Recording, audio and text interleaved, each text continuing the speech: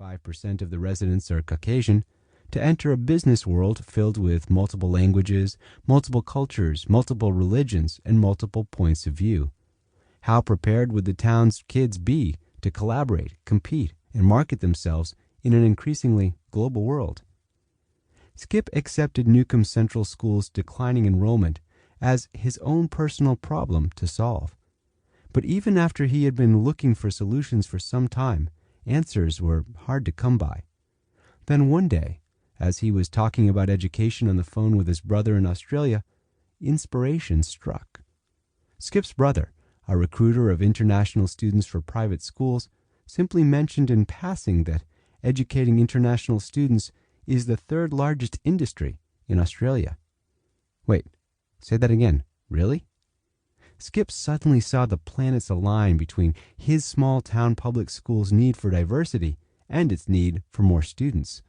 That unexpected connection helped him imagine a simple solution.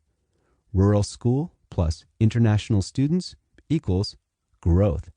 Skip was hit with a sudden wave of feasibility. He could imagine how adding international students might change Newcomb's future.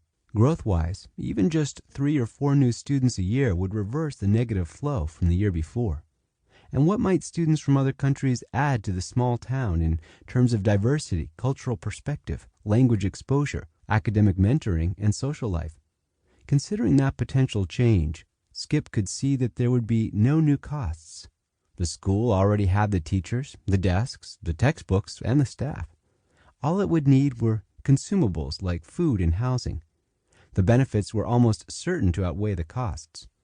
Skip still had more questions than answers, but he believed his idea was inherently doable.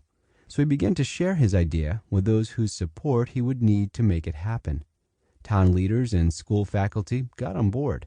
Residents came forward as host families, and happen it did. Outcomes and ripples. Over the last 5 years, Newcomb Central School has welcomed 61 students from 25 different nations, including Germany, France, China, Sweden, Brazil, Bangladesh, Zimbabwe, Serbia, Israel, Switzerland, South Korea, Iraq, Suriname, Lebanon, Australia, Japan, Finland, Thailand, Vietnam, Russia, Armenia, Spain, and Uruguay. In casual conversation, Skip seems more enamored with the upswing in diversity than with the growth. Imagine, in our small rural town, a social studies discussion where a Christian Palestinian living in Israel shares what it's like to be hated equally by Jews and Palestinians because of his religious beliefs. We've had a young girl from Baghdad explain how she saw people killed and how she slept with her clothes on so that she could flee her home in the middle of the night if necessary. We've had Muslims and Buddhists in our school, something that just didn't used to happen in the North Country. Then you add the overall brightness of these kids and their impact on our math and science discussions. It's enriching our classrooms beyond measure. The improvement hasn't gone unnoticed by surrounding communities. The byproduct that Skip wasn't expecting from the program was 84% growth in just 5 years. The reputation and quality of the international program have caused kids to commute in from out of town, Skip says. A few new families have moved in. Some out-of-town students are staying with grandparents or aunts and uncles to study in Newcomb. One man, who was a town supervisor elsewhere, gave up re-election in his town and moved his family to Newcomb so his kids could switch schools. In 2012, Newcomb Central School celebrated hitting the 100-student mark for the first time since the 1980s with a potluck dinner in the cafeteria. Skip now consults with school boards nationwide and at least a dozen rural school superintendents who at first scoffed at his idea. Educators from China and Russia have traveled to Newcomb to visit and learn from a successful American educational system.